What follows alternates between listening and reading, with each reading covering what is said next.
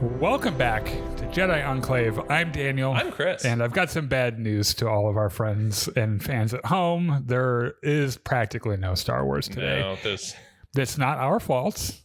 I mean, there's not a lot of Star Wars happening at the moment. Yeah. And also there's a ton of other shit happening that we wanted to talk about. So we're just going to talk about that shit. Yeah. Which, by the way, welcome to the Jedi Enclave Presents. And now this is Podcasting Podcast.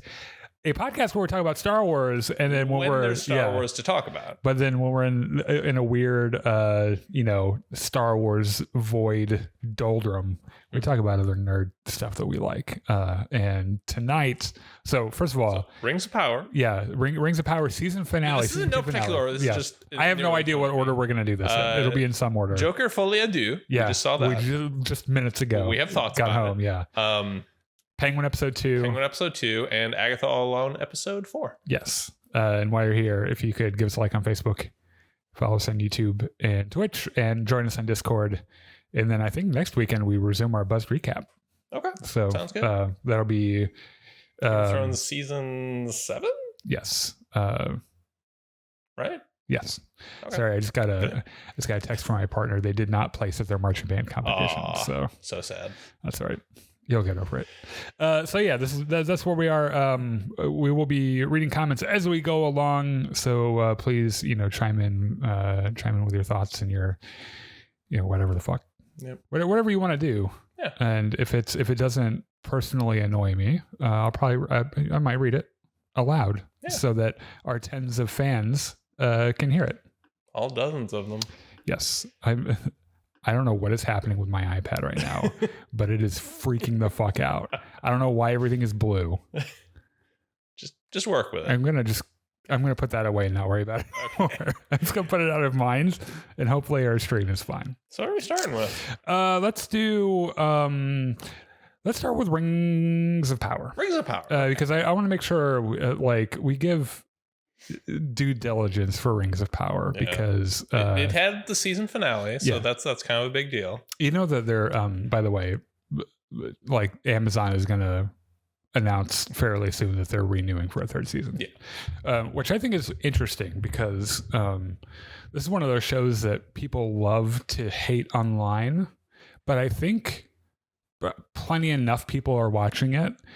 And Amazon is one of those things where, like, if Jeff Bezos wants to do a show like this, a Lord of the Rings show that costs this much every other month, he can just do it. He could, and he would never miss the money. Right. So if he's attached enough to this idea, I don't think he cares how much money it makes. I think they're just going to keep making them. Right. And I think that's fine, because I think the second season has been good. I've enjoyed it. It's not. So, like, last time we talked about this, I think you mentioned that Amazon was very blatantly trying to make their own Game of Thrones. Right. And that's fine. I mean, yes. it makes sense for them to do that, because Game of Thrones made tons of money. So much money. Captured the world. Yeah. Yeah. And Amazon would love to do that. And the end result is maybe not quite as good as peak Game of Thrones. I'm not the authority on that. Nowhere close. But, like, it's fine. And that isn't to say that it's bad. It's just that peak Game of Thrones is exceptional. It's just amazing. And I find myself judging things sometimes by, do the powerful moments in this show make me weep like a small little child? There are moments all over Game of Thrones that make me do that. There are moments in House of the Dragon that make me do that. And while I've enjoyed the ride so far with Rings of Power, I've watched every one when it came out, and I was excited to see it. There weren't any moments like that. And I forgive it for that, because I don't need every show I watch to move me on some deep existential level to where I think about those characters all the time and fall in love with the characters and everything. That being said, the season so far has looked amazing. The music has been out of this world. Like, Bear McCreary writes fucking good music. I like the acting performances. The guy particularly that plays Elrond, I like him a lot. I think he's really cool. Which, by the way, I loved him in Game of Thrones when he played middle-aged Ned Stark. And there are other, the guy that plays the stranger, who we're going to keep calling until we talk about what happens later. Prince Durin is one of those standout performances for me. I think I might like all of the dwarves, and we're going to talk about the cold open of this episode. Oh yeah, about how, and this is consistent with like the Peter Jackson Lord of the Rings. Dwarves, once they decide to do something, they just fucking do it. They're balls deep. Yeah. Like there's no stopping them, and it's like you better fail or not, it will be a spectacle, right? And there were one of those moments like early in the episode. It's like a giant boulder, right? Yeah. It's hard to get moving, but once you do, it is going down that mountain. Yeah. And so like there was a cool moment right at the beginning of this episode where I was like, all right. Yeah. All right then. But like, in general, I think that I think the second season was better than the first, despite the fact that I found myself missing the actor that played Adar in the first season, who also plays Uncle Benjen, by the way, in Game of Thrones. He's kind of an exceptional like character actor, and I kind of wish I brought him back. I imagine. I'm not sure what the story is there. Maybe there was a scheduling thing. And I found myself liking the guy that they got well enough, right? And he's slotted in well enough that I at first did not notice there had been an actor change. Maybe that's just me being generally unobservant, but yeah, they have a similar like long face. Yeah. So yeah, let's get into spoilers so we can get through this. So it's like at the end of the last episode, the dwarves are supposed to go save everyone, and they don't at Eregion, and they don't because it's like, what the fuck's going on with that? Well, it turns out fucking King Durin III is going balls deep, trying to go deeper and harder into the mountain. Yes. And all the dwarves are like, no, you shouldn't do that. And stop killing us with your axe. We're trying to make you stop doing that. And he's like, no, I think I'll kill everyone. This ring is telling me to go deeper and harder, so that's what I'm going to do. I like how the episode opens on Durin trying to find his dad. Yeah. Right? And then telling his wife, like, look, you're going to hear some shit in there. No matter what happens, don't come in. Do not go in. And I like how he goes deeper into the mountain and he finds King Durin all by himself with his little ram tool, just fucking, and he doesn't care that he's the only one doing it. He's like, this hole is happening. Yes. I don't care if I have to do it my fucking self. And Prince Durin shows up and is like, dude, fucking chill out. I got my axe here. I will cut your fucking hand off to get that ring off you. Yeah. And he's like, no, you won't. You little pussy. No, you won't. Actually, you're right. I won't. Yeah. Will you please take the ring off? Yes. I will continue to ask nicely. Yeah.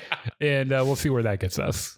King Durin's like, it's not getting you anywhere, bitch. And rams through the wall. Yep. Gets the hole that he wanted. And he's like, ooh, we get to go deeper. Look at all this mithril. Yeah. It's just there's tons of it. Yeah, there's tons of it. It's just running all the way down the mountain. But you know what else is in there? At the very bottom of the hole, the fucking Balrog. A Balrog of Morgoth. Yeah. Just fucking comes up all fire and wings and horns and shit. This Balrog looks amazing. Yeah. It looks so good. And I read somewhere that like there's a lot of it that's like practical. That would make sense. Which blows my mind. And he looks a lot like the one in Fellowship of the Ring. Yeah.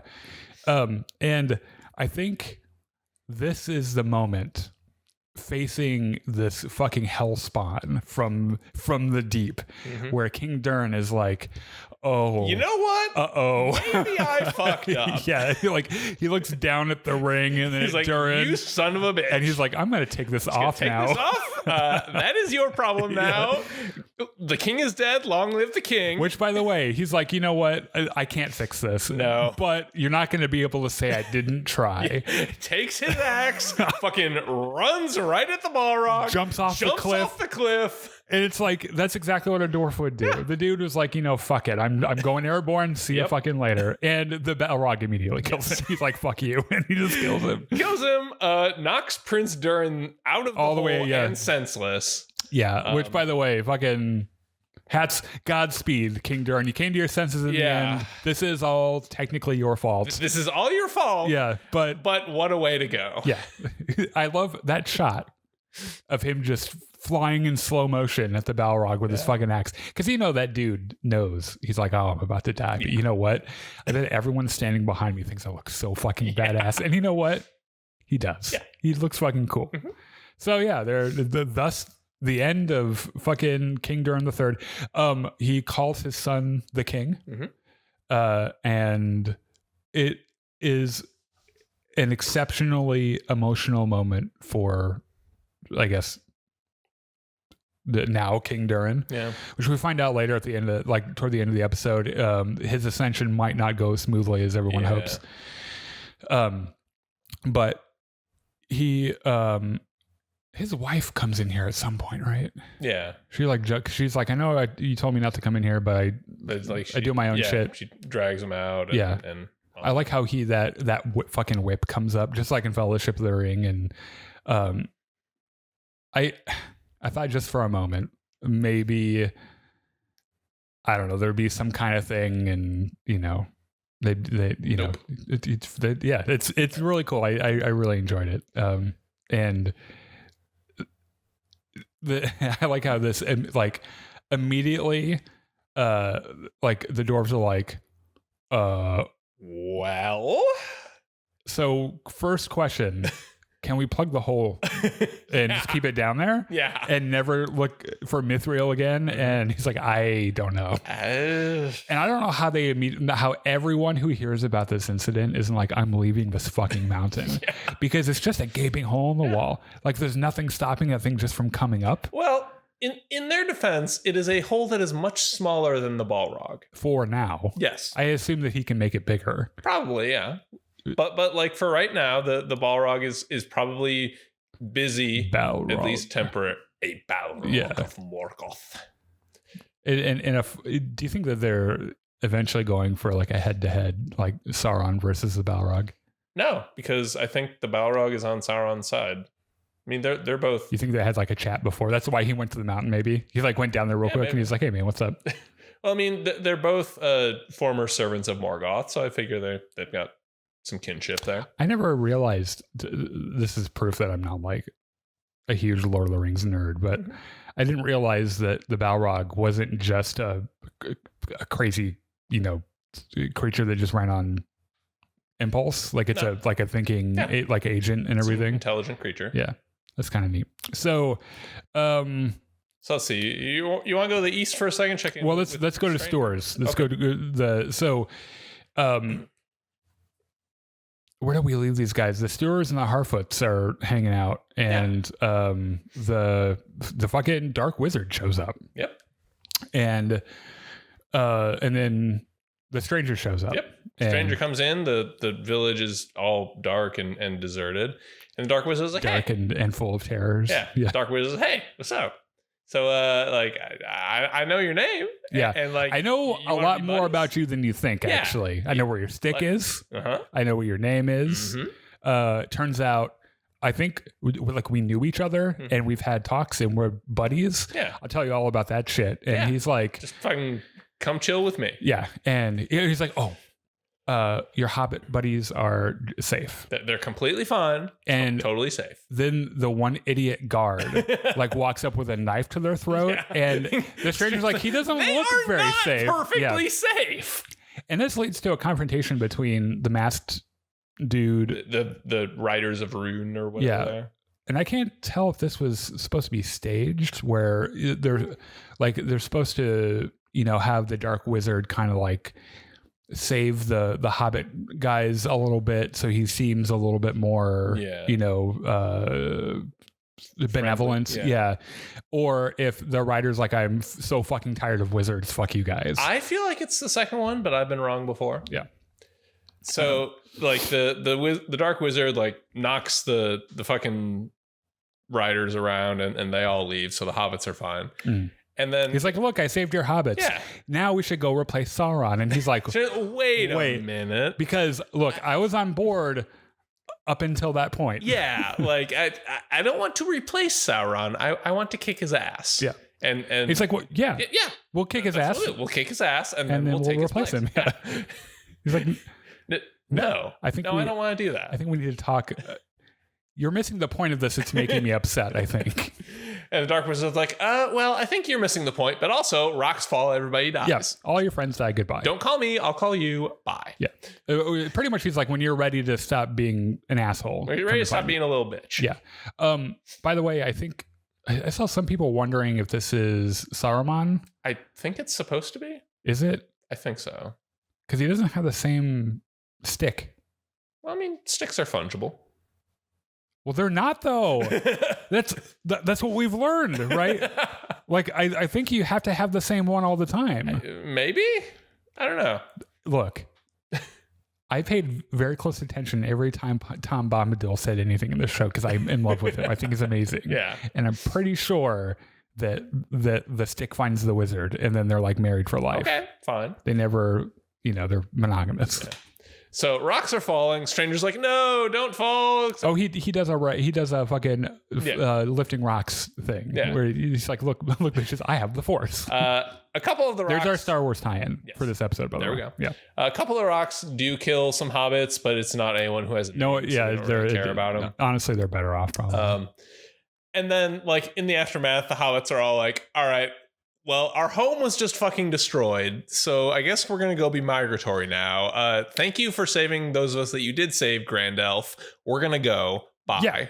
Yeah, and I was like, wait, hold on. What'd they call him? Grand Elf. Yes, and they're like, look, hobbits are stupid. They don't know the difference between elves and people, so they think you're a fucking elf. Yeah. And, and he's like, that has a nice ring to it, but not quite the best ring. I need to twist it just a little bit. This leads to a conversation. Well, first of all, there's kind of an emotional talk between... So Poppy and Nori decide that they're going to stick with the hobbits instead of the stranger. Yeah, because it's their people, and there's this really bittersweet conversation between Nori, right, is the one that was hanging out with him, where she was like, look, we're not even dating, like we should go and do our own thing. And he's like, that sucks, but yeah, you're probably right. And she's like, see you later, bitch. And then they part ways. Well, I think he says we're very different people, and she says not so different as you think. Yeah. Which, by the way, if I'm not mistaken about the lore, which whatever, but Gandalf has like a weird obsession with hobbits in general, right? Yes. He just likes hanging out with them, I think. He just likes them, yeah. Nori's the reason why, I would assume. Because like hobbits have like the inquisitiveness and inventiveness of men, but they're also kind of content to just live in a hole in the ground and eat 7 meals a day. Like they don't have the grand ambitions. If I was allowed to eat 7 meals a day and not wear shoes ever, I think I'd be content to do that all of my life too. Yeah. Hobbits are just chill. Like they don't have great ambitions or anything. They just want to live their lives. Yeah. So the stranger, now that his friends have moved on, is like, I'm kind of lonely. I'm going to go find Tom Bombadil. Wait a minute. What's this cool stick on the ground? All right. Yeah. Out of the wreckage of the Dark Wizard, he's like, I guess this is my stick. Yep. It's my stick. It has the little twiggy thing. It looks just like the one from the Peter Jackson movies. So he goes walking on back to Tom Bombadil, who's making some tea. Yes. And there's a reveal, I think, that I at least predicted, which was this was all a test. And I think when in the previous episode, when he was trying to get a stick, he was supposed to abandon his search for power to go help his friends, which is exactly what he did. Yep. And Tom Bombadil was like, well, if you didn't pass that fucking test, isn't that cool? And Tom is like, so you figured out your name, right? And he's like, yeah, I know they said Grand Elf, but it's going to be Gandalf, I think. And he's like, yeah, I think it is too. Yeah. So then they stop for an audience applause and everything. And then they sit down by the fire and they drink their tea and sing a song together. Yeah. It's fucking, that's I haven't looked it up, but I'm pretty sure it's line for line. Oh, it's straight from the book. Yeah. Fellowship of the Ring. Right. Yeah. Cause he's talking about his fucking, his blue coat and his yellow boots and shit. Yeah. His river wife and what else? All right, so let's go to Numenor real quick. So Pharazôn figures out that Pharazôn has not taken Muriel's survival well. Yeah. Like, he was really counting on her getting eaten by the sea snake, and that kind of didn't happen. So now he has gone from being very secure on the throne to possible succession crisis. Yeah, there's like a sign hanging on the door when people come into the work. They're like, sea snakes are now illegal. So what he does, he gathers up all the faithful, the people who are like hyper. Well, he figures out first that Halbrand's true identity is Sauron, right? Or I think he figures that out in the previous episode when he touches the magic balls, the Palantir. Yeah, where he's like, oh, okay, well, that makes sense. I don't think he really cares. I think he's like, oh, this is ammunition. This is a political tool I can use to secure my ascension. And that's what he kind of called everyone in for, right? So he called like all the priests and shit. It's like what, like 2 a.m? Yeah. And they're all like, the fuck, it's real late. And he's like, I know, but we have business. So it turns out your queen is in league with Sauron. And they're like, do you have any proof of that? And he's like, I'm the king. I don't need proof. Do you have any proof that she's not? And they're like, I don't think that's how that. And he's like, I'm the king. It is how it works. I am the law. Yes. It works how I decide it works. You're all going to jail now. Oh, yeah. By the way, you go to jail. Every single one of you, all throughout the city, all your faithful, they're all going to jail. No more. Oh, my God. Am I on Pharazôn's side? I don't think you want to be. He rooted out religion in Numenor. So anyway, I don't like his methods. Yeah. Bad authoritarian methods. He's out of line, but he's right. Yeah. Right. So the soldiers go through Numenor and bashing down doors and dragging out the faithful. And Elendil's daughter, whose name I've always forgotten. Arian. Okay, so she goes down to find Elendil where he's working as like a bartender or whatever. She's like, dude, you need to fucking hide. The guards are coming. They're going to drag you off to prison. And Elendil's like, dude, I've fucking been through this several times. Oh, wait, did I hear some doors being beaten down? Maybe I'll go hide. Yeah. So then the soldier comes up to the bar and what's her name is like, there are no faithful here. Move along. And the soldier's like, well, maybe I should check back there just to make sure. And she's like, maybe I should tell Pharazôn to rip your balls off. Yeah. He's like, well, but I like my balls. Fair point. I will just go over here now. Yeah. And he goes over there. And when what's her name goes to look, Elendil is gone. Yep. He has pulled a Batman. And he went to go find his girlfriend, the Queen Muriel. Yeah. And he's like, okay, so again, we have to leave. Yes. And she's like, again? Like, we have some buddies on the west side of the island. Yeah. We'll just go over there and chill with them for a while. Yeah. And then she's like, again, and I can't stress this enough, no. That's not how this works. I'm staying here forever. You need to go, though, because I saw it in the Elfstone that you ride off into the sunset. Yeah. So get to riding. And he's like, fine. Oh, but before you go, take this cool sword. Yeah. Oh, right. Yeah, it's the fucking Narsil. Yeah, which is the sword that's it is the sword that Isildur uses to cut Sauron's ring off. But it breaks. Yes, right? It breaks, and the shards are transported to Rivendell, where they're eventually reforged into Andúril, the Flame of the West, the sword of Aragorn in Return of the King. Wow. You have a little nerd boner there, Chris, explaining all of that. No, I was just I was channeling Stephen Colbert. Oh yeah, that was very Stephen Colbert. Yeah. That man loves Lord of the Rings. Also, I remember that part of that movie. I remember that one time on the Colbert Show where someone presents him with the prop of Andúril. And he's like, "Oh yes, let me tell you about this sword." So he fucks off with a cool fucking sword. Yep. So Elendir? Who are you talking about? Elendelf? Isildur. Yeah. Is he's chilling with the other people at the old Numenorian village. Right. And he's there with Theo. And they have a little talk. And like Isildur still wants to fuck what's her name, but she's got a fiance. But then he's like, or we could leave and you can just ghost him entirely. Yeah. She's like, you can come to Numenor with me. I hadn't thought of that. Sure, let's get on the boat. Let's do that. So they go out to get on the boat, and then that motherfucker, Kemen, shows up. That's his name now, Kevin. Yeah. Kevin. Well, it's Kemen. Kemen. But you know what? He is such a Kevin. Yeah. Like, That could not be more true. Also, his proper name, that motherfucker Kevin. Yeah, and he like gets off his little gay boat, and I say that as a gay man, and flicks his little gay cape, and he's like, I'm in charge here. Yeah, your base belong to me. And Yes. By the way, you like your dad's accused of treason. You can go, but you can't take your fucking. Yes, we have woman. no room on the boat for low men. Which, by the way, she is about to get on the boat with Isildur. Her fiance is like, wait, what's happening? Huh? And then he's like, no, you can't go. And so she goes and stands next to him, and he's like, were you going to leave? Hold on. Were you about to leave with that man? Yeah. And she's like, no, hold my hand. And he's like, okay. So that motherfucker Kevin is like, all right, look, we have some food and stuff, and it's about to be winter here. Winter is coming. If you want food, go into the forest and chop down some trees. I know you might have made a deal with the Ents in the last episode, but we really need that wood. So Yeah, but and I can't stress this enough. Fuck the Ents, yes. or actually don't.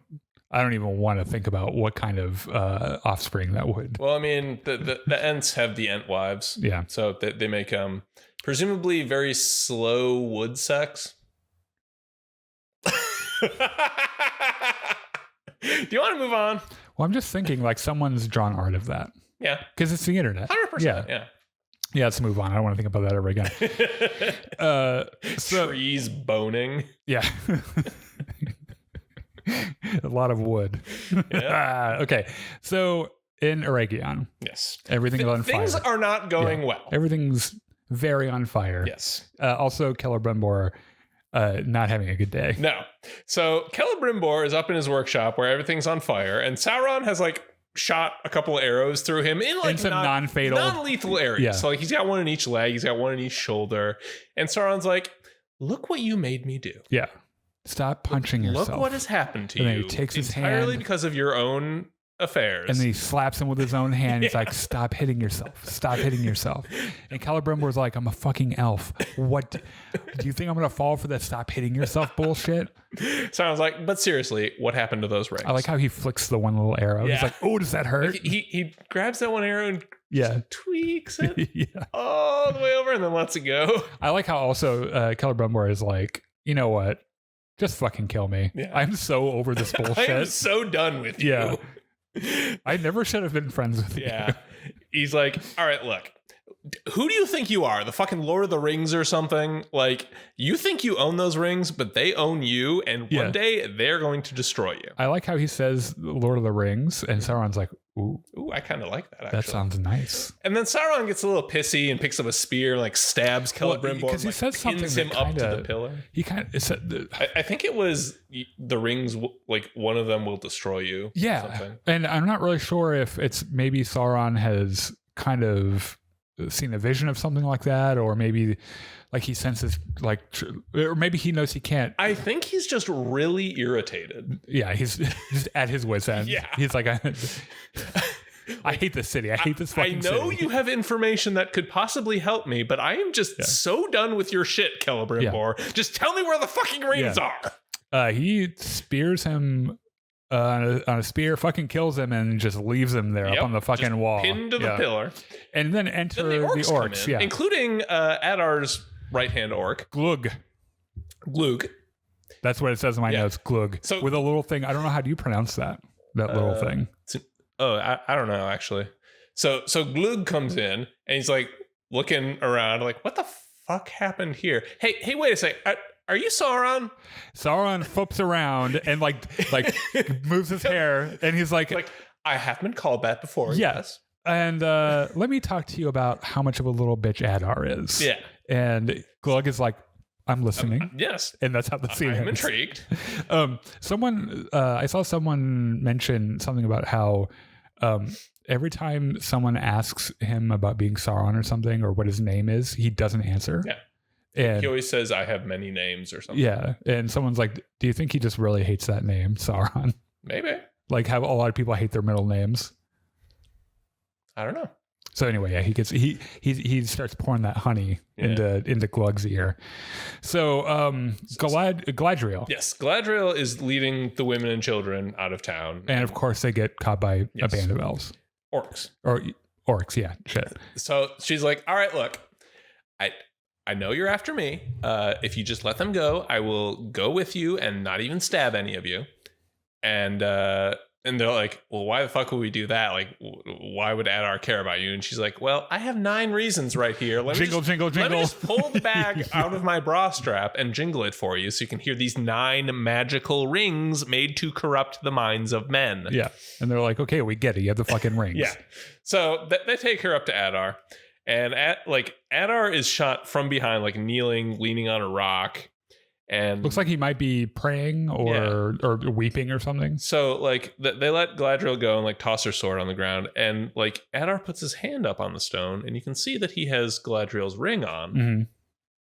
And they start talking a little bit, and Adar stands up and turns to her, and all the scars are gone. Yeah, he doesn't look so fucked up. He looks completely healthy. Yeah, and she's like, "Damn, you're fuckable." He's like, "Ever since I put this ring on, all my problems went away." Yeah, she's like, no, I know. I've worn it already. He's like, okay, so I'm going to take this ring off and give it to you. And don't mind the, weird shit happening to the sides of my head. Why don't you take that and let's go kill Sauron? Yeah. Like, right the fuck now.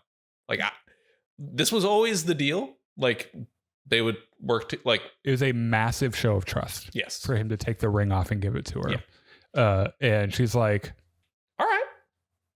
Let's do it. I'm convinced. Yeah. Let's go. So just then, some orcs come in carrying Glug on a stretcher, and Adar's like, "Oh my god, what happened?" And no, Glug, my favorite. Yeah, they're like, "Yeah, Glug was talking to Sauron, and Sauron was trying to turn him against you, but Glug wasn't having it." And then he kicked him in the nuts. Yeah, so Sauron. This is what happened to him. And Adar like kneels down next to Glug and is like, "Oh god, I'm so sorry. What can I do for you?" And Glug is like, "It's too late." And Adar's like, "No, it's not. You're gonna be fine." Glug's like, "No, it's too late." And then he fucking stabs him in the side. Yeah. And then all the orcs just get up and start stabbing Adar. It is brutal. It is fucking... It is a deliberate parallel of the scene in episode 1 of this season where they all stab Sauron. Yeah, you're right. Yeah. Yeah, I totally get that. So obviously the look on Adar's face is like, oh no, I like these guys. Yeah. I love you guys. Yeah, these are my children. But you gotta know, like, his internal monologue is like, fucking orcs, man. Yeah. So obviously this was so telegraphed that I was calling it an episode or 2 ago. Or that they were gonna kill him. That he was gonna because he gave the order to like march and everything. Yeah, and Glug was like, I thought you loved us. Yeah. And he's like, yes, I love you so much that I don't want to let you be slaves to Sauron. Like, I'd rather you die. Yeah. And Glug was like, I don't know about that one, Chief. So Sauron shows up. Well, this reveal, by the way, is pretty neat because, well, first of all, Adar has the head thing, the crown of Morgoth on the tree that he's like crying on or just whatever. Chilling there. It's like Galadriel hears a sound and she looks over, and the way they shoot his reveal. This whole scene is done in Dutch angles, right? Which was very unsettling, very jarring. Yeah, and you just see his, like, it's Sauron because he's wearing that getup, right? Mm-hmm. And you just see him. You don't see his face. You just see his hand reach from off screen and grab the fucking crown. Head like, thing. This is mine now. I don't know. I can't remember the word crown, but and he's like,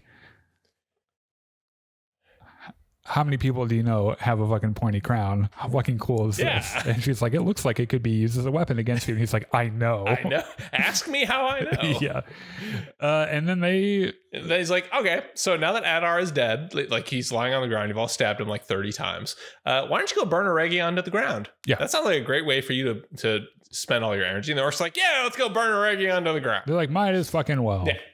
So Galadriel's like, okay. This is right around where he just fucking murders Glug, right? No, that happens at the end. A little bit later, yeah. So Galadriel's like, spoilers, he murders he murders Glug. So Galadriel's like, I think I'm gonna kill you now. And Sauron's like, you're welcome to fucking try. Yeah. That's what we haven't had in this season for a bit, a good old fashioned sword fight. And she's like, so Galadriel picks up her what do you sword. know? There's an elf sword on the fucking ground. Let's go. Sauron's fucking sword comes out of nowhere, right? I think he takes Adar's sword. Because sure it's like that. It's the black and spiky. That sword is fucking cool. It's pretty Adar's cool. Yeah. So Sauron has Adar's sword in one hand, the fucking crown in the other, and they fight. And for a while, it goes pretty badly for Galadriel. Yeah.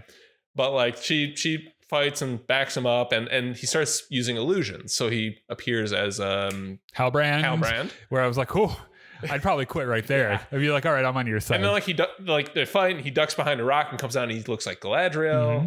And then like it happens again. Now he looks like Celebrimbor, and he's like, dude, like, what are we doing here? I forgot what Celebrimbor looks like without being fucked. Yeah, up. like he's a handsome man. Yeah. It's like, it's nice to see you without a bunch of holes and you despairing over the rings, you know? So eventually they get to this cliff edge, and Sauron takes the crown and like fucking stabs her through the chest with it. He's like, I was going to make you my queen. Yeah. He's like, no, but really. Like we could be buddies here. You have no idea how whipped I could have been. Yeah. Like I would have made all Middle Earth bow down to their Queen of Light. Do you believe him? No. I don't. No, Sauron. I imagine he probably doesn't feel stuff like that. Like that's a kind of like love that he's not really capable of. Yeah. I think there is room for one top dog in his worldview. Yeah. Like he is still just trying to get the rings away from her. Yeah.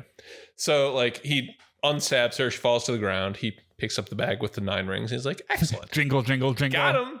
All right. This is what I wanted. Oh yeah, and I want yours too. Yes. So she stands up and like looks at Eregion burning, and she like puts the ring on her middle finger and is like, come and fucking get it. And he like thinks really loudly, give me your ring. Oh yeah, he's like, yeah, they're doing a little telepathy thing, right? He's like, and like she turns around and like for a second, like she takes the ring off her finger and she's like, you want to heal Middle Earth? She's like about to hold it out. He's about to take it. She's like, heal yourself, bitch. Fuck off. Jumps off the cliff with the ring. Fucking Luke Skywalker's it. And that's the last we see of Galadriel for a little while. So Sauron is standing there looking at this. He's like, well, okay, so I'm just going to go down there and get it. Like, yeah. So you've cost me 5 minutes. Yeah. That's all.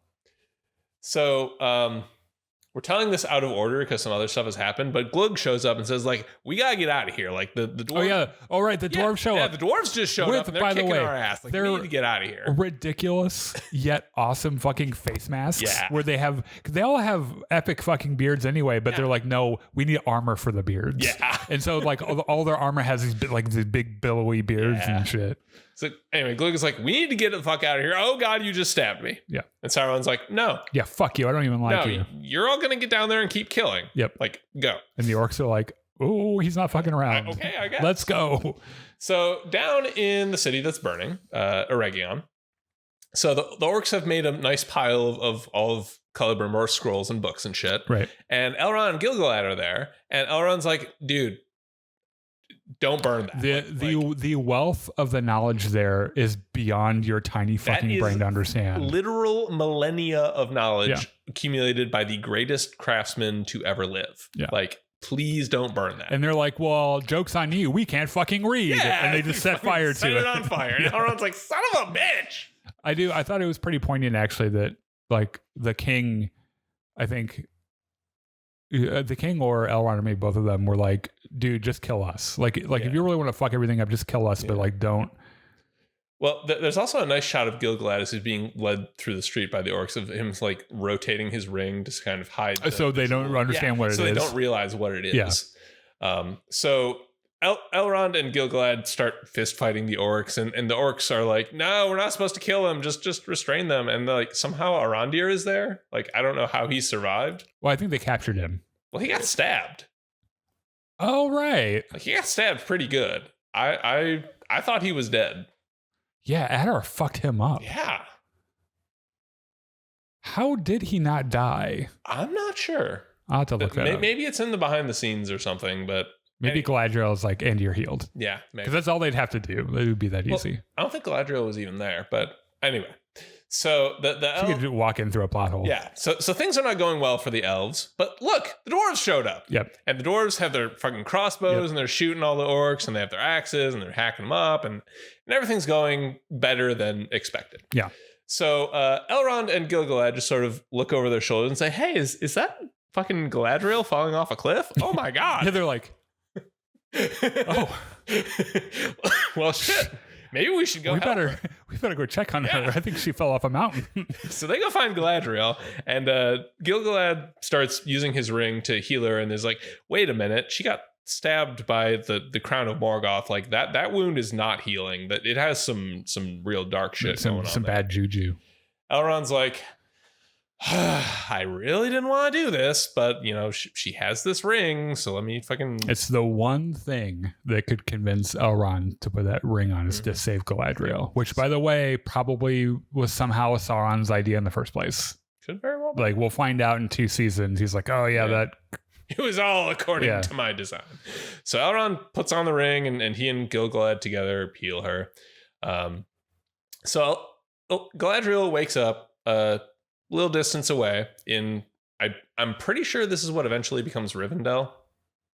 Just because, like, in the Tolkien source material, like I thought maybe it was. Where's the woods where Galadriel is hanging out when they find her? That's Lorien, which I believe is on the opposite side of the mountain from, like, so there's Khazad-dûm, the mountain. That is Moria, where they go down and Fellowship the Ring. Lorien is on the east side. Everything, like, Eregion was on the west side and Rivendell was on the west side. Okay. So if I'm understanding the geography correctly, there are bodies of water there too, right? So that would make sense because they go sailing down the river. Yeah. Okay. Forest. But I'm pretty sure this is Rivendell because again, in the source material, Tolkien writes that the survivors from Eregion go to this valley where they create Rivendell. Oh, okay. Well, yeah, that's probably it then. Which has a nerd. Yeah. Anyway, look at you reading books. I've also read those books. I just can't remember any of them. Yeah. So Galadriel wakes up and Gil-galad's like, look, things are kind of fucked up. Like like Sauron has his orcs army, like he can go anywhere and burn down your boyfriend's doing shitty stuff to Middle Earth. Thanks, by the way. She's like, he was so hot. The survivors of Eregion have not had a good time. They're kind of broken. Yeah, there's like one elf who's like about to hang himself. Yeah. He's not having. So our options at this point are we either track down Sauron, try to kill him, or we like fall back and build up some defenses, which might not even matter because Sauron has a shit ton of orcs and rings. Yeah. So. But then he stands on the edge of the cliff and holds up his sword, and all the elves are like, yeah, let's fucking kill him. Or the third option, I say we all stand on this little cliff and hold up our weapons. And pose like we're... Pose like a band. Get everyone super excited, and then I guess we'll go on the attack after that. Season ends, so we'll find out. The one elf when he says they're all having a real terrible day, and like the one elf who's just like ready to jump off the side of a mountain, like the one thing he needed to see was we're like 3 elves up on a fucking cliff holding sword, and he's like 4 because Arondir is there, right? And he's like, right, okay, yes, okay, I'm good. Pulls the knives out. He's like, all right, let's go kill some orcs. So this is when they mention Durin and his succession issues, right? Because Elrond's like, hey, where's my buddy? Durin. Yeah, Durin. And they're like, oh, he's in mourning. Yeah, his dad's dead. He went to his funeral. So he and Disa and the advisor, whose name I don't remember, are all chilling in the throne room, and they're like, okay, so good news, you're the king of Khazad-dûm. Bad news, all the other dwarf lords think you shouldn't be the lord of Khazad-dûm. And you have like a brother who thinks he should be the king. Yeah. Yeah. Possibly bad news, we also have the 7 dwarf rings. Oh, and there's a Balrog right underneath yes. us. Welcome to your kingdom. And also, you promised your wife you'd never put them on. Yeah. So... And the scene ends with them all looking over the little stand with all the little rings and everything. It's like, well, shit, what do we do now? It's like, have you learned nothing from all of this? So, yeah. That's the end, right? That's season 2. Fucking... I was here for it. I liked it a lot. It's entertaining. I liked it. All right, let's talk about Joker Folie Deux. Okay. Let's do some spoiler-free thoughts real quick. So my first thought, if you go into this expecting a standard superhero movie with fistfights and lasers and explosions, you are going to have a very bad time. It does not follow that formula at all. And I mean, the first one didn't even follow that formula, really. No, but there was a difference, which we'll talk about a little bit later. It isn't a secret that this film is not doing well on Rotten Tomatoes, right? Yep. The critic score or the people who've seen it already, and I think I know why. Let me just say this: we are halfway into that movie, And I'm sitting there realizing, because we've seen movies together, and you know that I fall asleep very easily when we go to see movies. I'm like, motherfucker, I'm still awake. I think I like this movie. And I do. Like, I know that the impressions aren't great online, and I think I understand what was missing from this one that was in the first one that people were kind of hoping for. And I would have liked to see that too. That being said, I liked it. It is, first of all, there's some things that can't be argued with. The cinematography is good. Yes. There are so many. There's a lot of really well composed shots. Yeah. Great set pieces. Joaquin Phoenix is a genius. Yes. His performance is so magnetic that, like, I wanted to see more and more of him on screen. I don't think there's any other actor who could have done a better performance. Yeah. There's maybe a half dozen or so who could have been as good. Yeah. Maybe. He's insanely good. And you know what? I don't love Lady Gaga. I never have. And it's the reason my gay card was revoked in college. Yeah. She was also brilliant. Yeah. In this movie. And I like that they give her, so yeah, there are songs, right? Yes. I would go so far as to call this a musical. I don't know if I'd call it a musical. I don't think that it's quite that, because they're not singing the screenplay. They're singing. Well, there's a difference between a musical and an opera. Yeah, it's not an opera, but I would call it a musical. Well, a musical was kind of born from modern day musicals were kind of born from opera, though.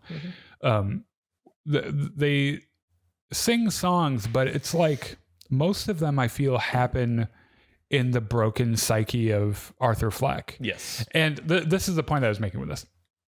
In every other depiction of Joker, he's doing crazy shit where we don't see what it is, but something is happening in his head that no one else can see, right?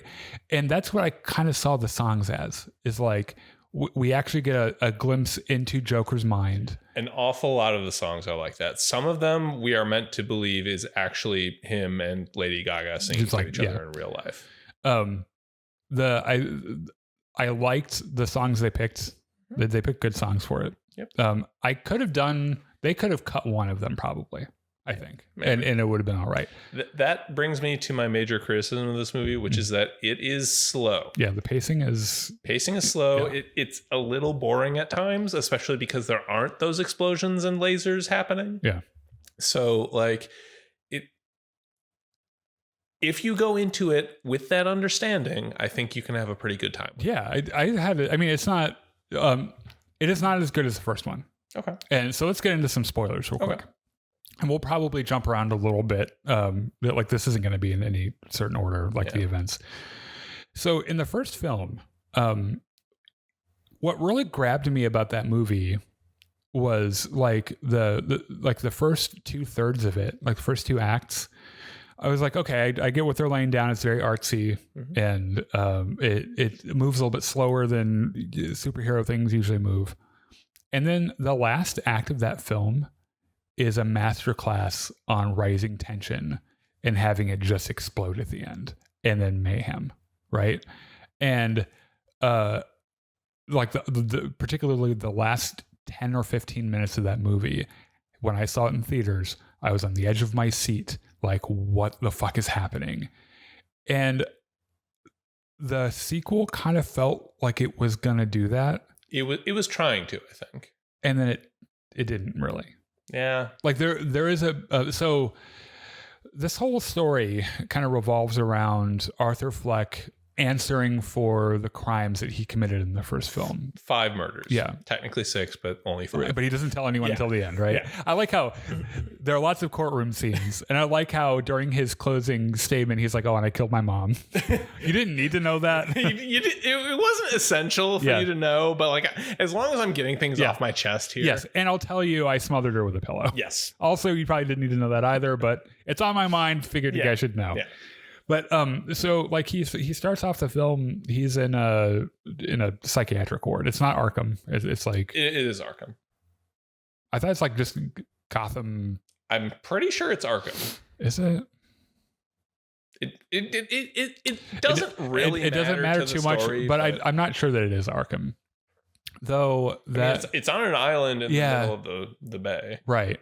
Which I don't know, maybe it is. But he's kind of hanging out with all the other, the mentally ill, the mentally ill criminals. Yeah. And he's having to go to court dates and shit. And he meeting with his lawyer and psychologist and smoking all the fucking time. He smokes a lot. Yeah. I think I can count on one hand the number of scenes in this movie where he's not smoking. And even then he's like about to ask if he can. Yeah. So he goes to meet with one of his lawyers and, well, what do you know? They're having a little choir practice in one of the rooms close to where he's meeting with his lawyer, and he sees a pretty girl. Lady Gaga. And she's singing and she sees him and he sees her, and there is an instant, there's a little bond there. Yeah, weird little, we're both fucking crazy. Let's go, talk about how crazy we are together. Yeah. There are also, so like there's a guard played by the actor that played Mad Eye Moody. I was sitting there throughout that whole movie like, I know this guy from somewhere. Like I just can't, I can't place it. And I was like, oh, hold on. If I pretend one of his eyes can spin on the spot, it's fucking Mad Eye Moody. Yeah. He is an interesting character for me in this movie because I don't understand sometimes what his deal is.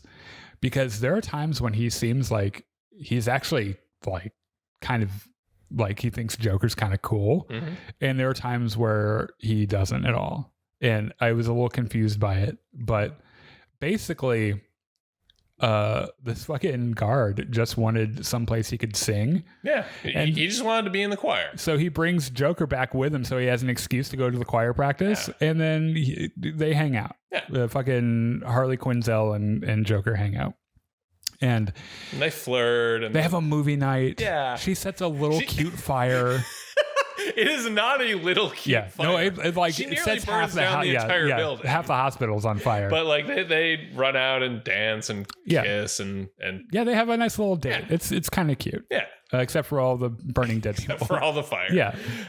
So he gets locked in solitary, and she comes down and says, "Oh, they said you're a bad influence on me, so they're moving me away." And all this. Turns out that was a lie, by the way. She tells a lot of lies. Yeah, you mentioned after we saw this that there's the general portrayal of this relationship in the comics and in the media, like the games and shit.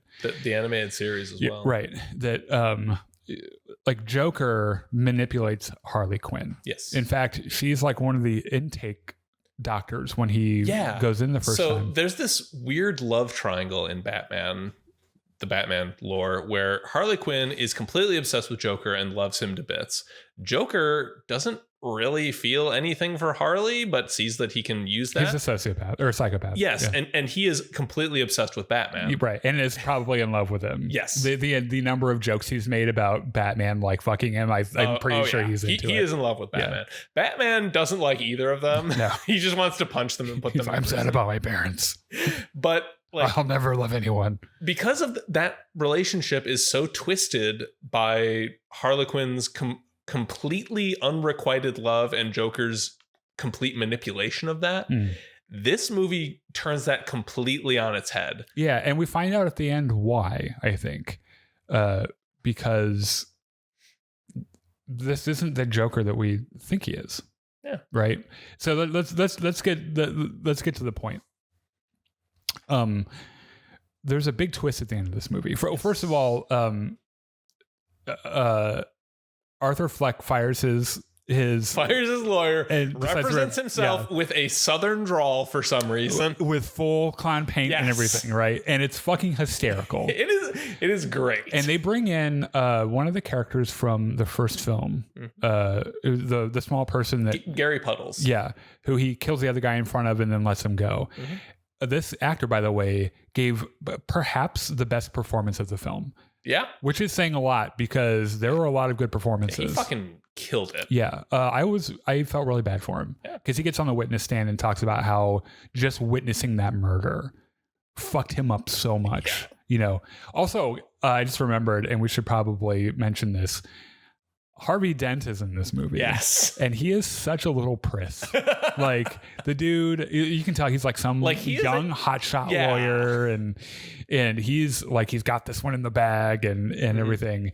It's also worth mentioning that there is like, and I can't tell if this was in Arthur's head or if it was the reality.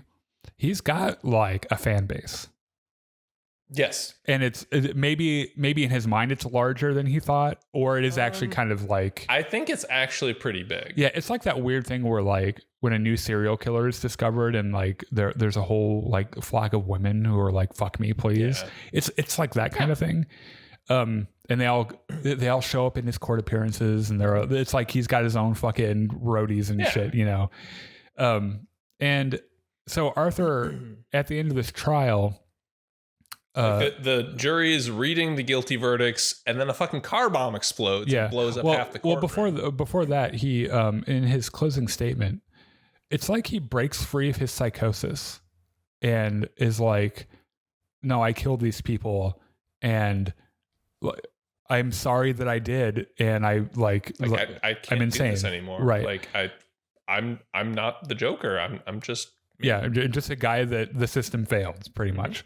And Harley Quinn, who's watching from the audience, gets up and walks. Doesn't like this because it's like she's not in love with Arthur Fleck; she's in love with Joker, right? And the next day, when they're reading his verdict, a fucking bomb goes off. And this is where, if you've seen the first movie, where you're like, oh, here it is, this fucking. Until the end, it's going to be fucking a blitz, right? Balls to the wall. Yeah, and it isn't really. There's a neat little Easter egg in the scene where Arthur gets up and is walking through the courtroom, and the camera goes around, and you see like half of Harvey Dent's face is burned. Yeah, right. Of course, they had to put that in. It's kind of like, and I could have done without that. It was fine. They had Harvey Dent in the movie. Right. You have to do that. I get it. Yeah, I get it. And like one of his roadies like helps him escape. Yeah. Oh, dude, you're the actual Joker. Yeah. Get in the car. Let's go. He goes to that offensively big staircase that's in that actually exists. I think it's in San Francisco or Chicago or something. I don't know. And Harley's there waiting for him, and he's like, "Hey, we can go away and be happy together." And she's like, "No, fuck you, unless you're the Joker, and in which case, okay." Which, by the way, unless you're the Joker, which you just said you're not. Yeah. She did tell him earlier in the film, because they got to fuck. They did a little fucky. Yeah. And she told him that she was pregnant. That was like the least satisfying sex scene of all time, by the way. He like thrusts 7 times and then just stops. Well, that might have been his... understandable, because it's probably his first time. Yeah, I was about to say, he's... also, speaking of which, we learned... some things about Arthur from his childhood that were also pretty horrific. Like his mom more than just physically beat him. Yeah. And it's kind of gross and nasty. But yeah, he's like, you can tell he's never fucked anyone before. And he's like, oh, and I'm done. But she tells him that she's pregnant. And I think anyone watching is like, no, you're not. Don't fucking. But he believes is into that idea quite a bit. And he's like, oh, but we're going to have a baby. And she's like, okay, whatever. And then she leaves him there while the cops show up. Pull up and they drag him back to prison. And he's just hanging out in prison. The fucking guard comes up and is like, hey, you got a visitor. And they show this inmate a few times during the film. Enough where they did it just enough times for me to be like, who the fuck is this? Because there's like the one younger guy that they end up killing. Well, there's a bunch of prisoners. I don't know if they ever give them names, but like they're recurring characters, and like they kind of have personalities. Right. Like the one is... there's the guy who plays the trumpet in the yard. The cornet, yeah.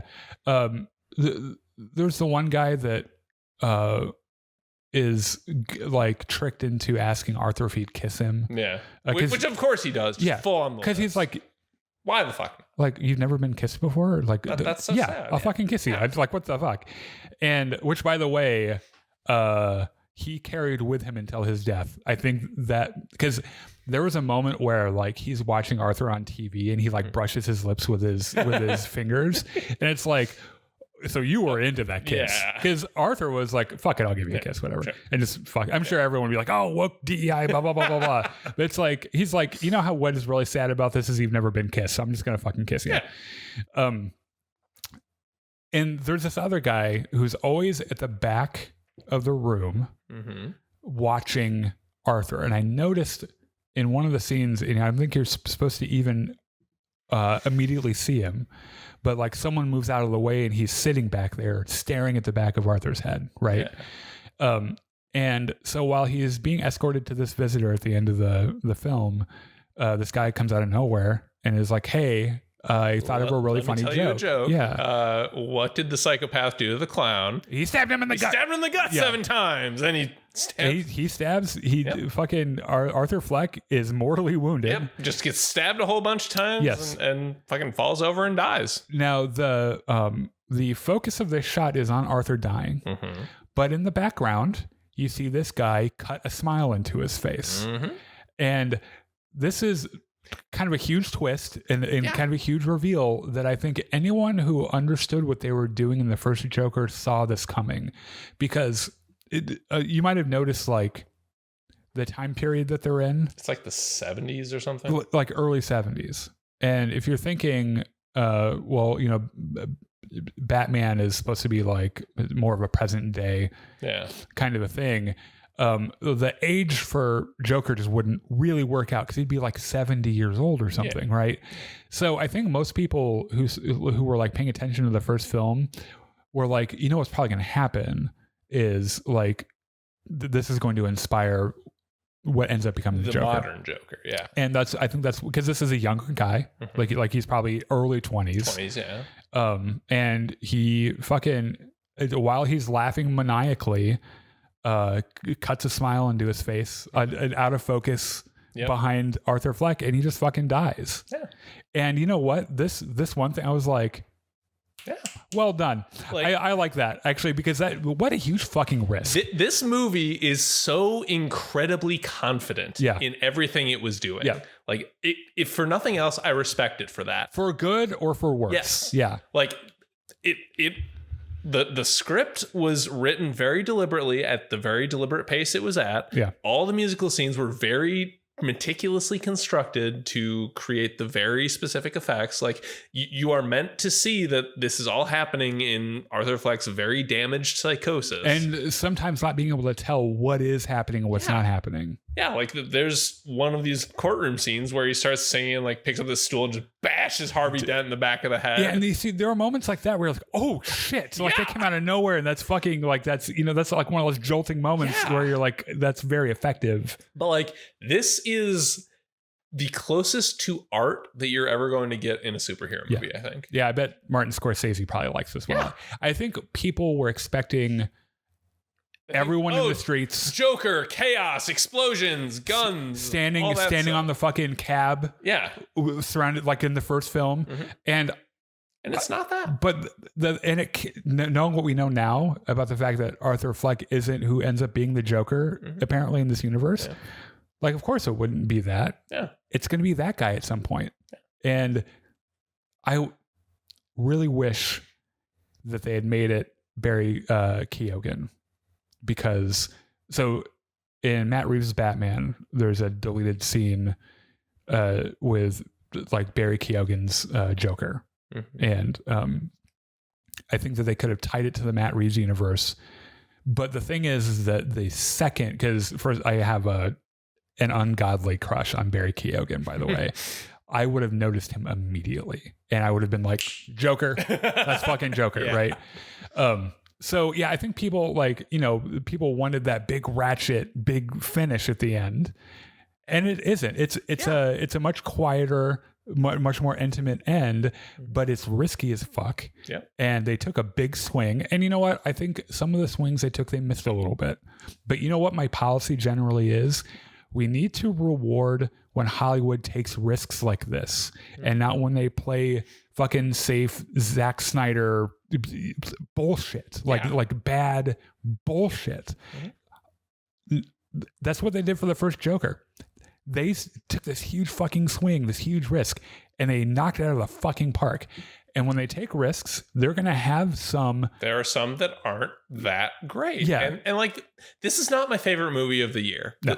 It's fine. I would say it's not even my favorite DC movie. I'd say this is above average, but I'm so impressed with the artistic decisions they made and how bold they were in committing to them. Yeah. Unapologetically. They were like, we're doing something weird. Yeah. Fucking buckle in. Yeah. And I was like, all right. Because that's what I got there. And I was like, they're going to do something weird. Let's see it. Yeah. Right. And so I knew what to expect.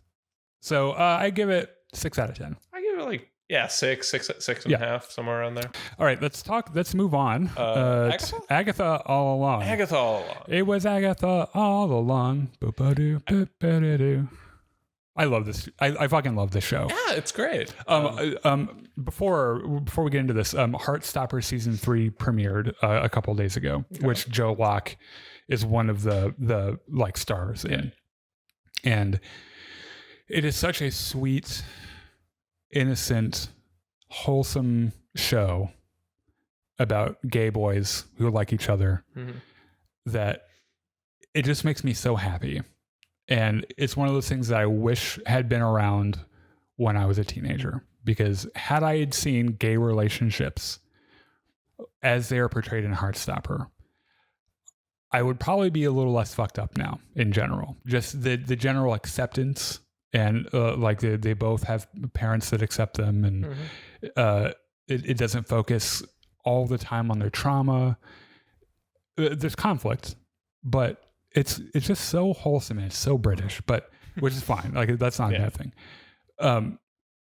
But it just reminded me that Joe Locke is a fantastic actor, and I find myself being drawn to him in every one of these episodes of Agatha All Along, because look, he's going to be Billy Kaplan. Yes. Like that's what's going to happen. Right. Yeah. And my top 3, so they're like my top 3 favorite like MCU heroes, which are probably like Tony Stark, Doctor Strange, Captain Marvel, and Captain Marvel. My top 3 Marvel comics the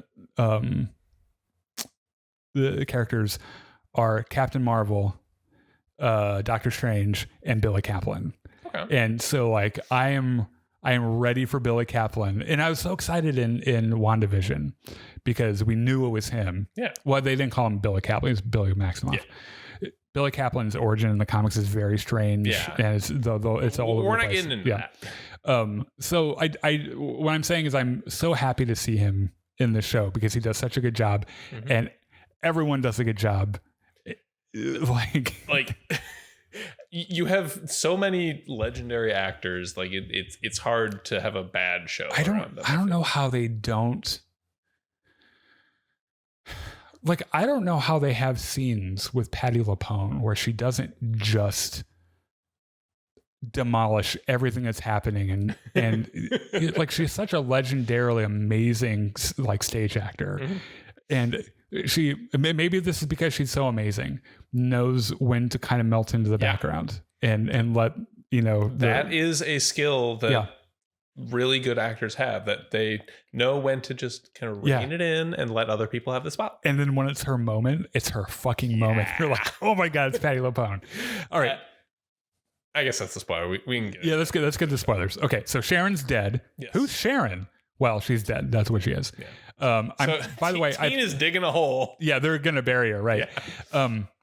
I'm pretty sure they're gonna bring her back. I hope so. There's a funny fan theory that I've seen more than one person buy into on the internet, which is that Sharon is Mephisto. I am on board with it. I think I would be okay. I'm here for it.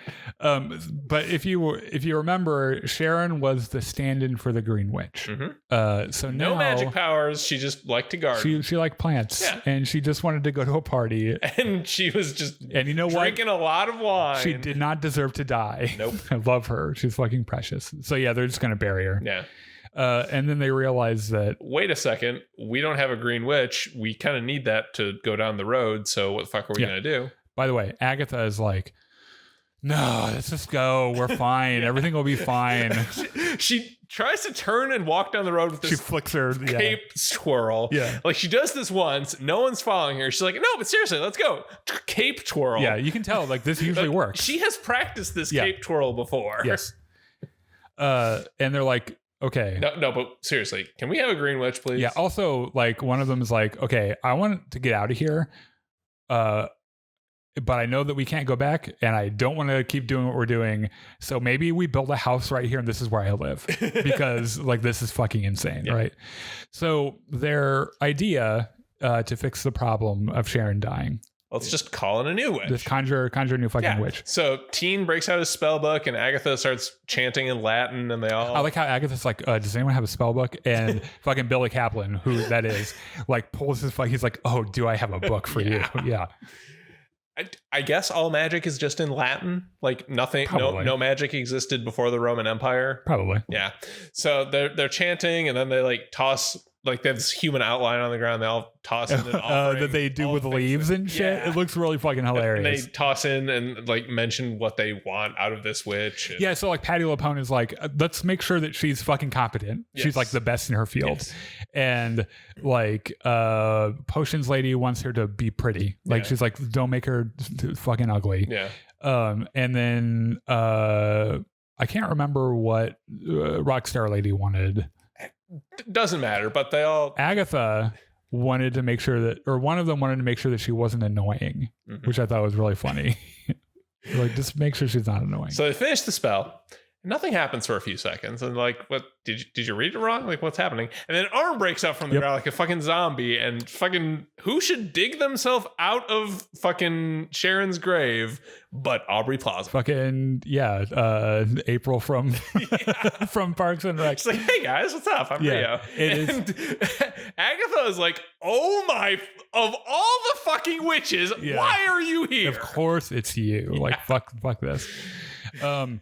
They throughout this entire episode, starting now at this point in the episode, there is so much sexual tension between Agatha and what is her name even? Rio. That like I expect them to start dry humping at any moment during the episode. And like the other like grudgingly. Witches, yeah, like they wouldn't be happy about it, but they would be dry humping. The thing is, like the other witches are looking at her like, I don't know if she scares me or if I want her or if I want to fuck her. Yes. Like probably. By the way, I owe you an apology. After like the first 2 episodes came out, you said like, I'm pretty sure all these characters are gay. And I was like, I'm not too sure. No, they're all gay. Yeah, everyone's gay. I think, it's, what's going to be really funny is that all the incel boys were bitching about space lesbians from Acolyte.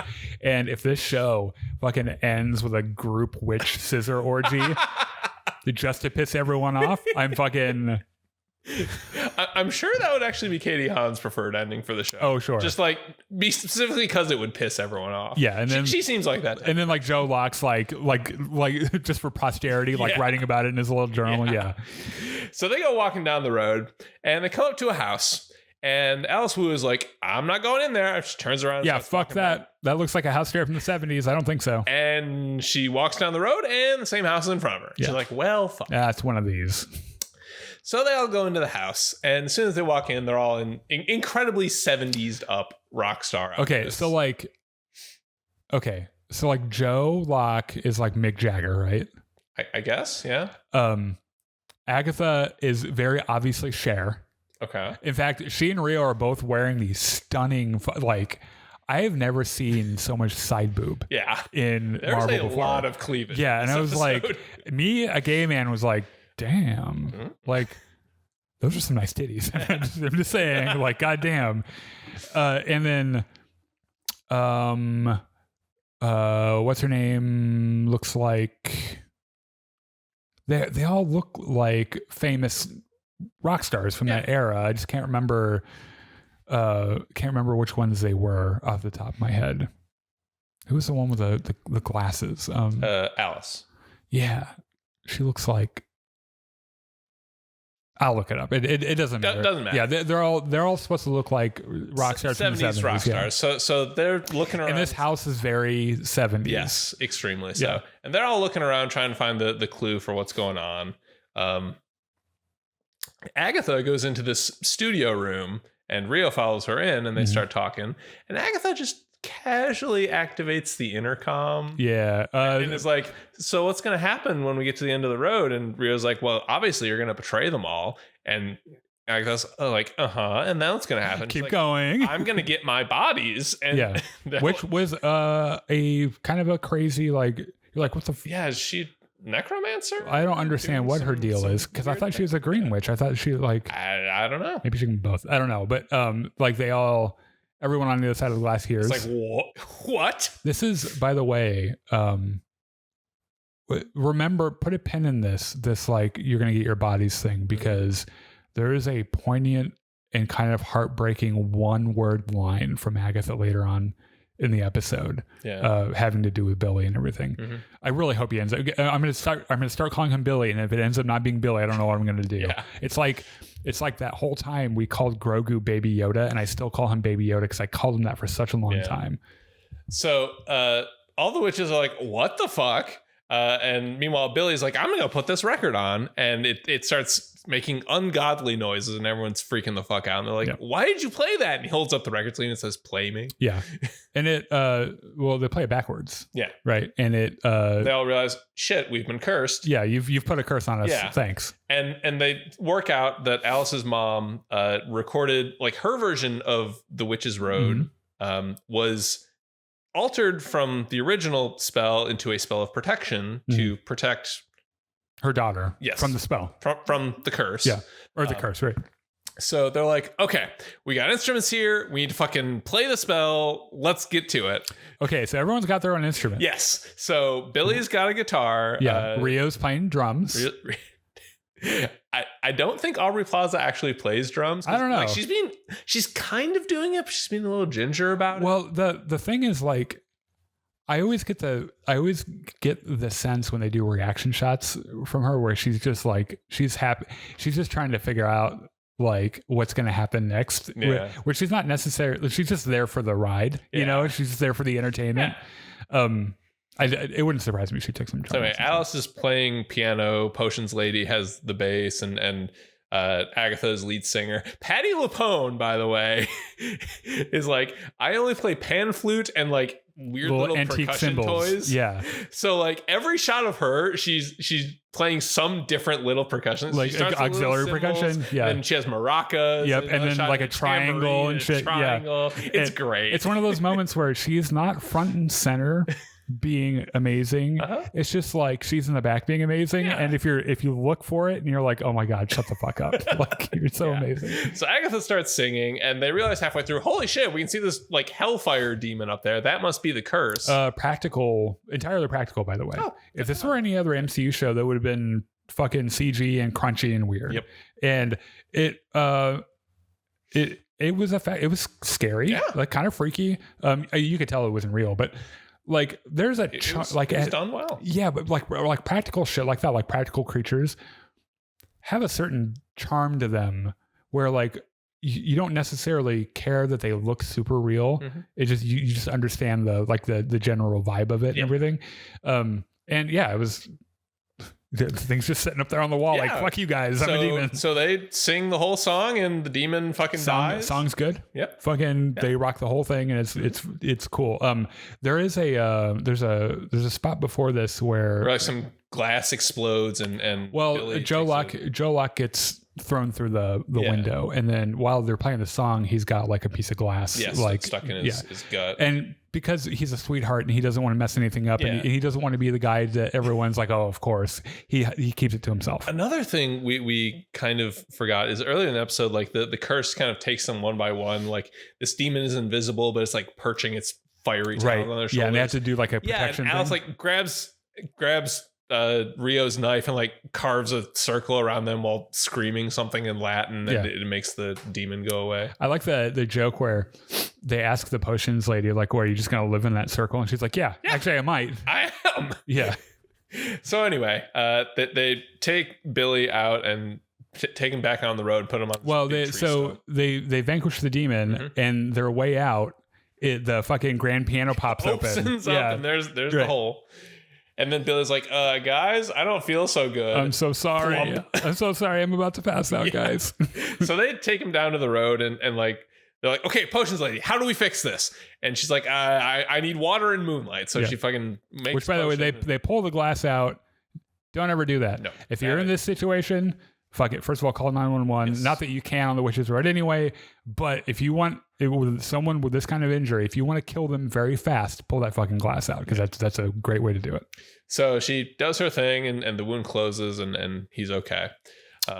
This is a spot where they're trying to figure out how they're going to help him, and Agatha looks at Rio and just says, "Don't." And just one word, but so much fucking pleading. And you can tell that like there's something about teen that has really kind of like grown on her. And I think because she knows more about what Rio's thing is. Yeah. And I'm pretty sure that was he's not dead yet, motherfucker. Back up. You can have these other bitches. Yeah, right. This kid is off limits. Right. And this is even more apparent that when teen wakes up and Agatha's right there. And they have a nice little conversation until he asks about her son, at which point she gets up and just puts the walls back up. And it's like, fuck off. So the other witches are sitting around the fire, telling stories about all their battle stories. Battle scars. And Agatha comes down and fucking shows this scar she got on her elbow from, I think, a darning needle or something. It was from some coven or something. She's like, have you ever heard the coven of the witches from blah blah blah? And they're like, no. And she's like, fucking right, you haven't, because I fucking killed them. And then Rio's like, yeah, I have a scar. I was in love once, and that sucked. I was in love with someone I'm not going to mention. Someone who's definitely not sitting at this campfire right now. Yeah, I like how everyone else is like, oh, this is uncomfortable. This is really awkward. She's clearly talking about Agatha. So Agatha gets up and walks away, and Rio follows her, and like they have this moment where like they're about to kiss, and then Rio's like, that's not your kid, right? Agatha's like, you ruined the moment. We were having a thing here. We were so close to scissoring. Now I'm gonna have to walk away. And Rio's just like, yeah, I did that. Yeah, fuck off. Yeah, that's the end. Yeah. Again, this show is so great that it's so gay. Yeah, I know, and it's also great, but it's also very gay. Look, I will grant that I am the demographic for this show. Yeah. Like all of the gays and their women friends are all the demographic for this. And I realize that isn't necessarily everyone's cup of tea, but honestly, if you're like, ew, it's gay, I can't watch this, you're probably gay. I'm just saying, I've run into so many of these fake homophobes who are like, every fucking opportunity they have to disparage the gay community or say something homophobic.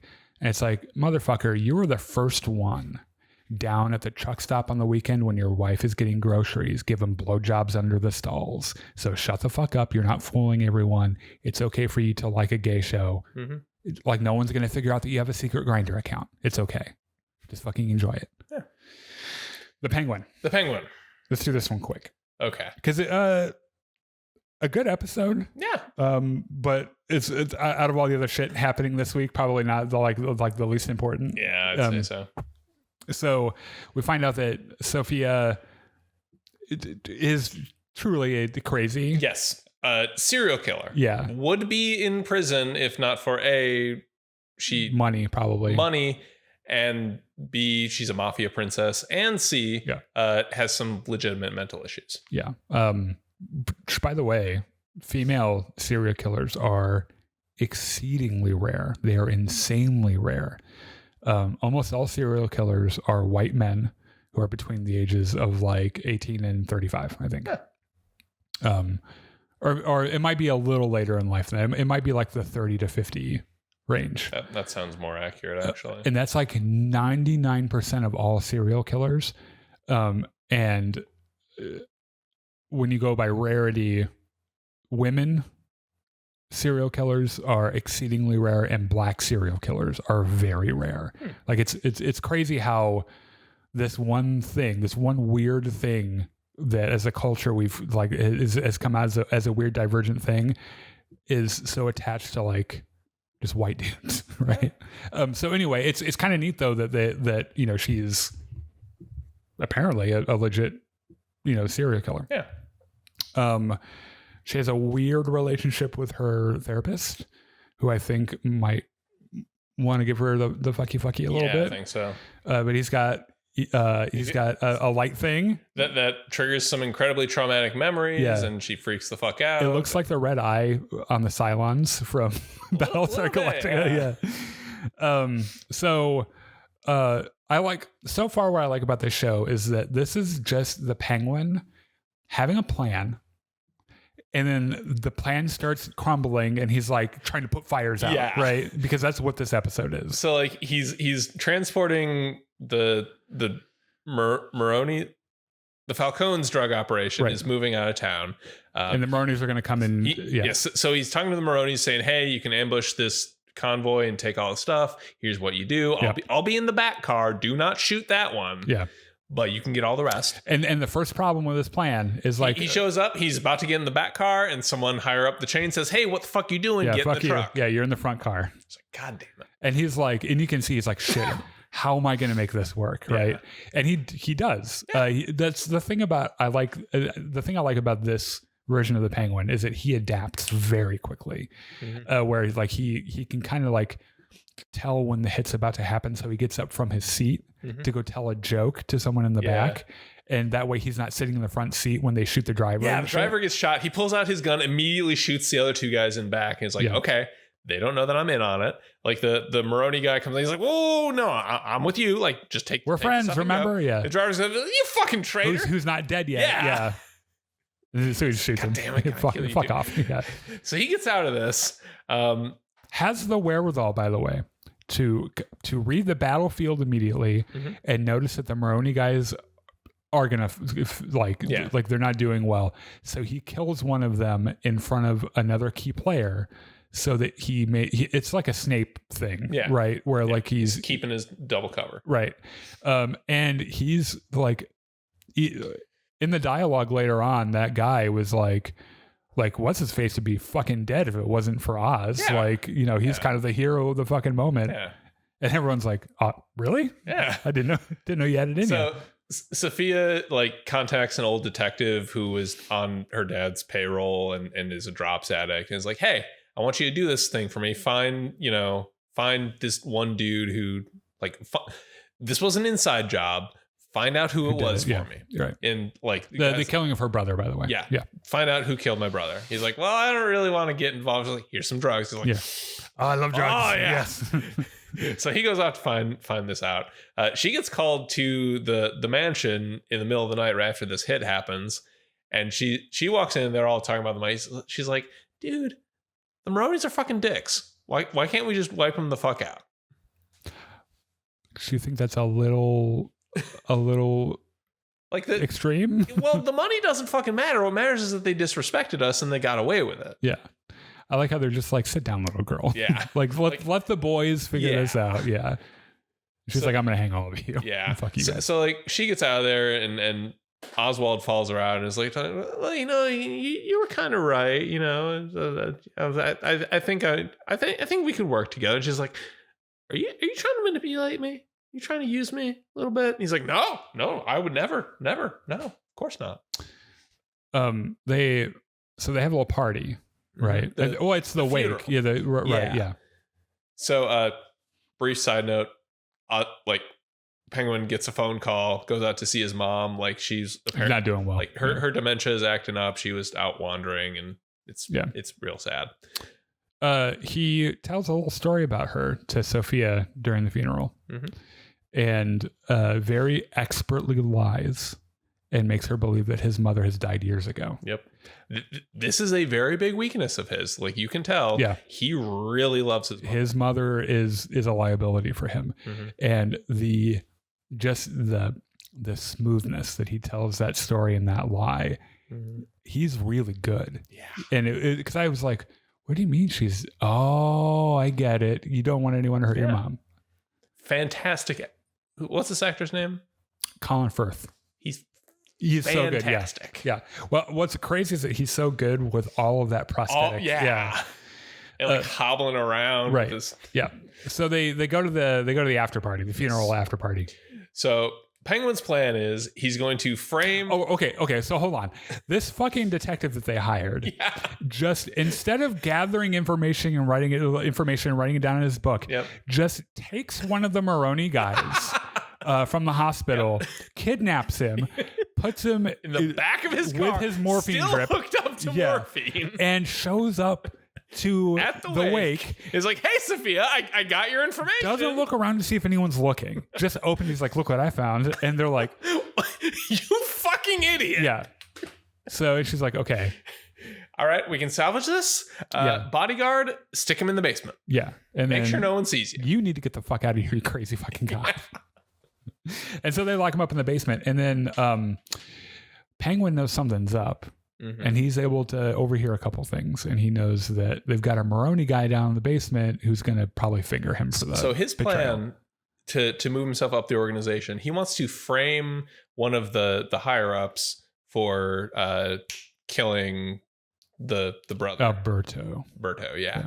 So like he's like, okay, so driver, you're gonna plant these jewels in his car. I'm going to get in there and do my little thing, and we'll all walk out of this perfectly. Well, you'll walk, I'll hobble, but yeah. So the driver fucks up and gets caught by security and goes running off. Yeah, this poor kid, by the way. Like he's Vic, trying to Vic is his name. Yeah, he's trying to ride this knife's edge between maybe Penguin just kills me.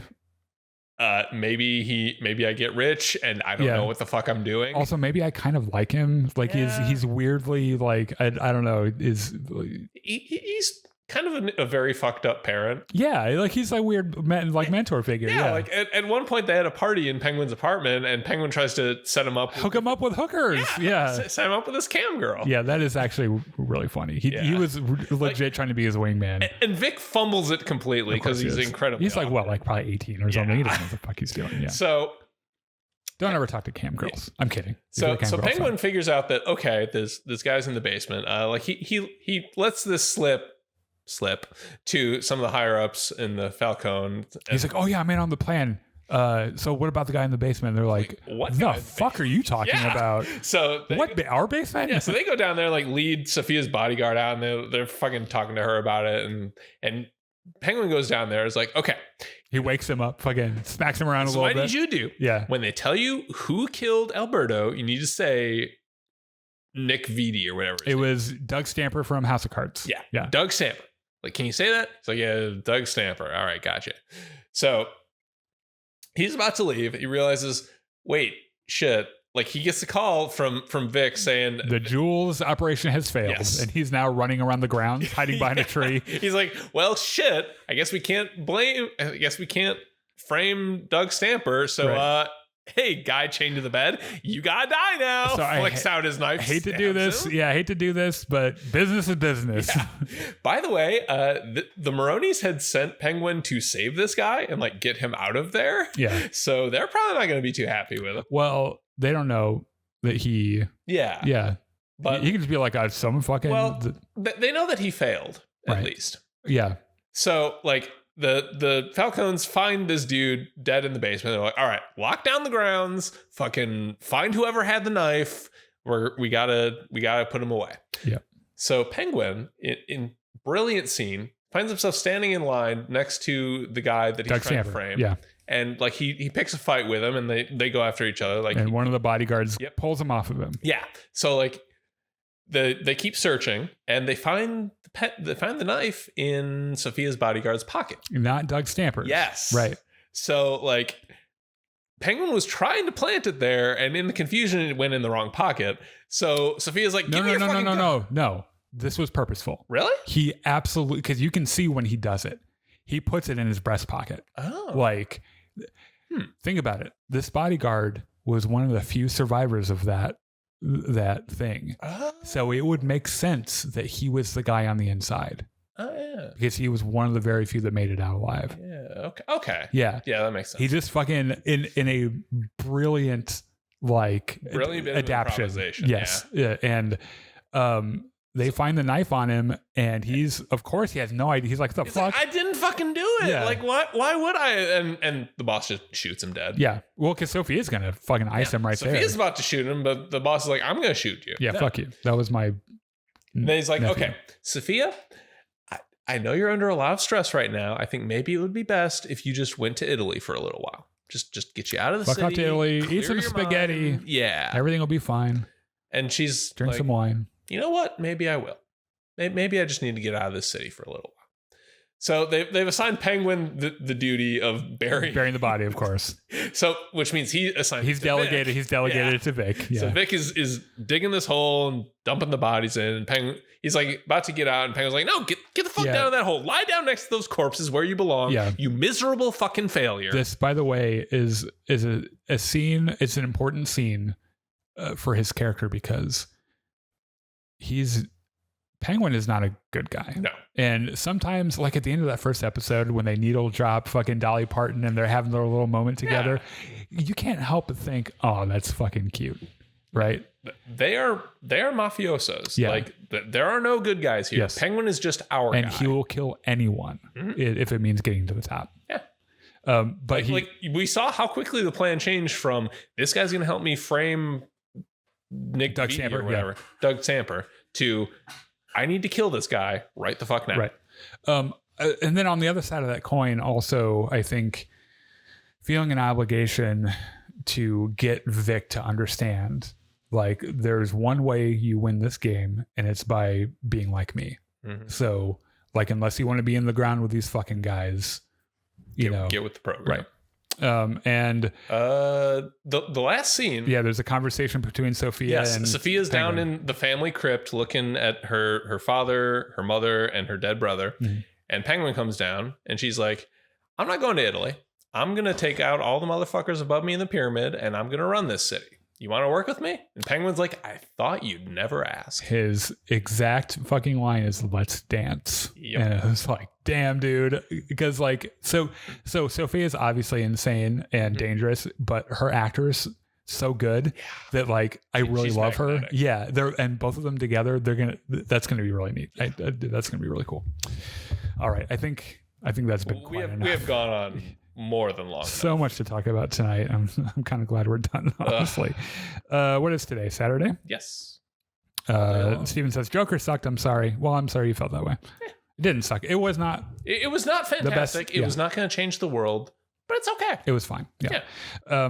So tomorrow, Sunday, we are doing another episode of Gungan and Dragons, season 2, episode 12. I don't know. The party is in grave danger. And we're almost dead. And I made a post on Reddit last week that was like, my party's in the Traveler subreddit. Yeah. It was like, my party is boned. I need to Kobayashi Maru this. What do I do?